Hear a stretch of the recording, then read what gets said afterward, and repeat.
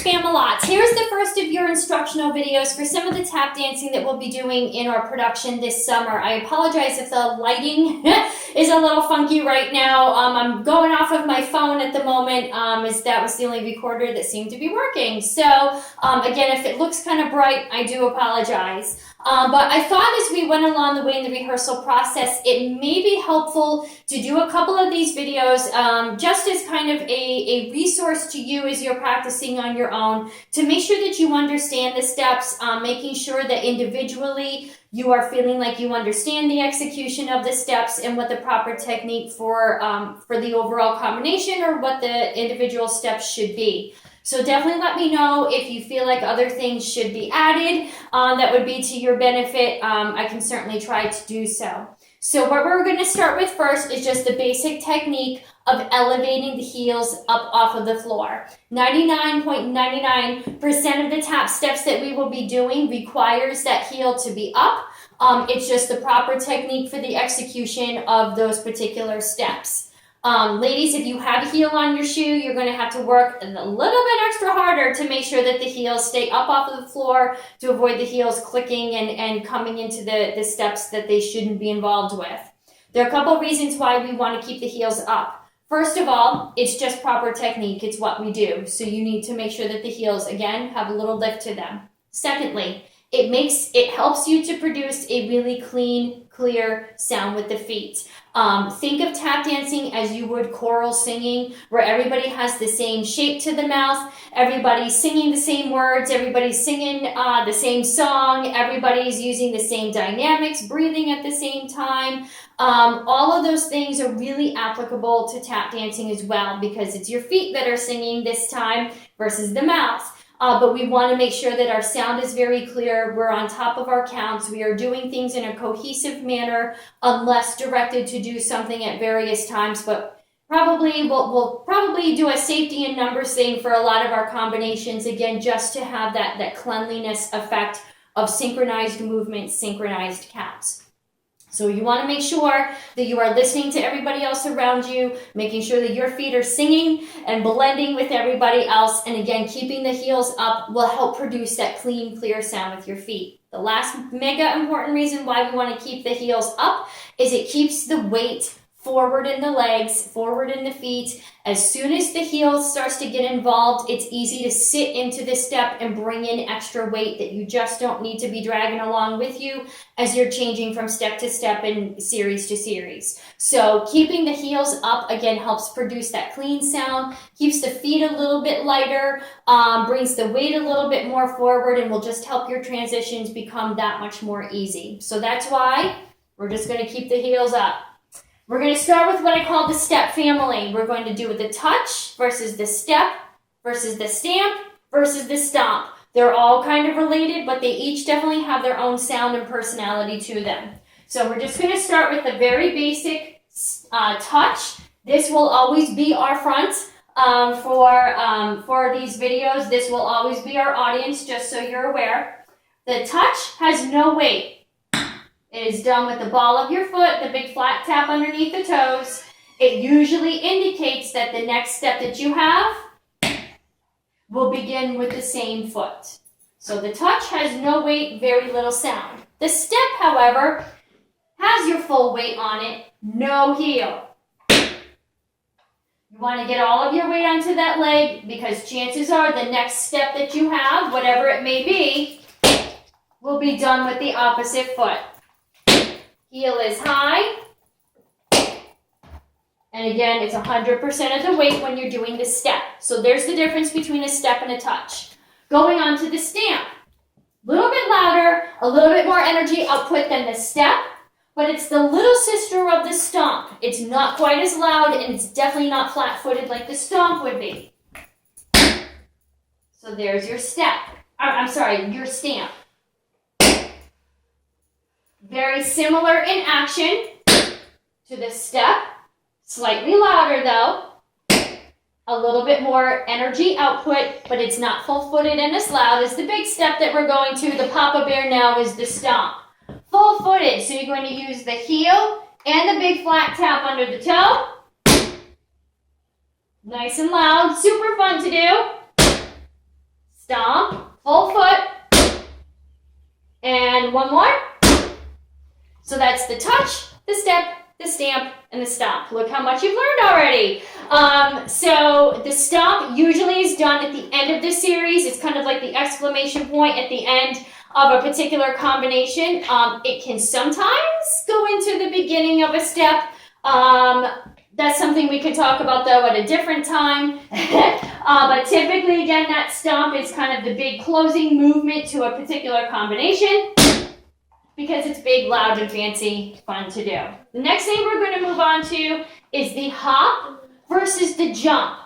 Okay, and the first tap dance combination we'll be working on is in Knights of the Round Table. It's going to be good for you to know the difference between these two.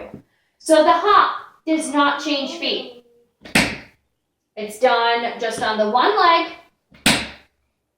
Okay, one leg at a time. You do not change feet. The hard thing to do is to keep the heel up. The jump changes feet. You go from one foot to the other. It doesn't need to be big, but you are pushing off from one foot onto the ball of the foot of the opposite foot. So I kind of like to pretend like there's a little puddle of water right where I'm standing, and I'm just going to jump over the puddle of water. So the jump doesn't need to, again, be big or travel to be properly executed. Let's go on to the shuffle. I'm going to turn this way. The shuffle is super easy. It's a good fundamental step to learn. It's done, again, no heel. The heel's going to want to creep in. Don't let it. It changes this step entirely. So no heel in the shuffle. We're just going to use that big, friendly, flat tap underneath our toes. The movement is isolated from the knee down. And again, I'm going to do 4 shuffles facing this way just so you can see the action of the foot. It's a brush forward and then a brush back. Again, forward, back, okay? When you do it up to speed and you say the word shuffle, shuffle, shuffle, putting the brushes together without stopping in between, that's where we get the shuffle. We go, shuffle, shuffle, shuffle, shuffle, okay? Again, no heel. I'm going to face this way just so you can see the foot. Shuffle, shuffle, shuffle, shuffle. 4 more.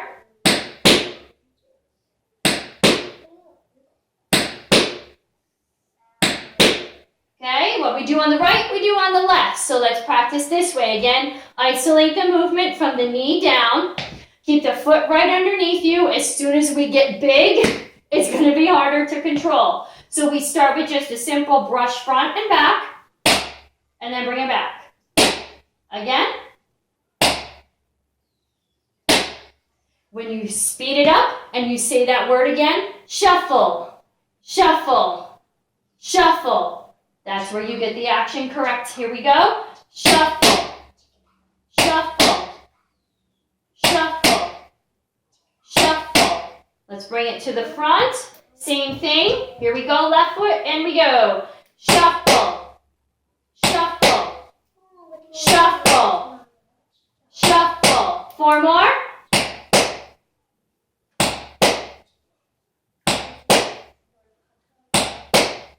It helps sometimes to say the step, even take the feet out and just say the step so you get what the sound of the feet should be making. You get the proper accent, and again, it just kind of helps connect the mind to the foot when you just take the feet out sometimes and just say the step. I'll be reminding you of that lots throughout the next few weeks of rehearsals and videos. The last step we're going to do in this video number 1 is a cramp roll. Sounds really fancy.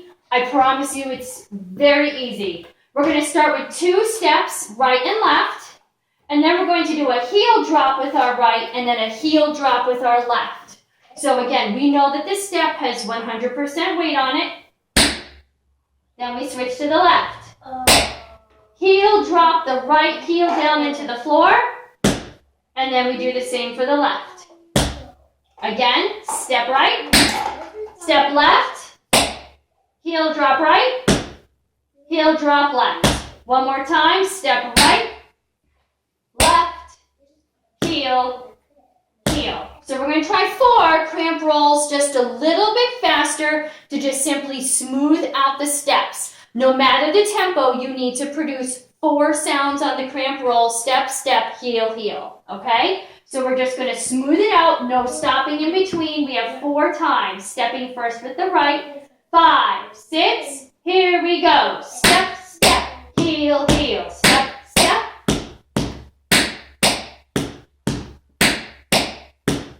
The feet stay in parallel so they aren't turned out. They're facing to the front.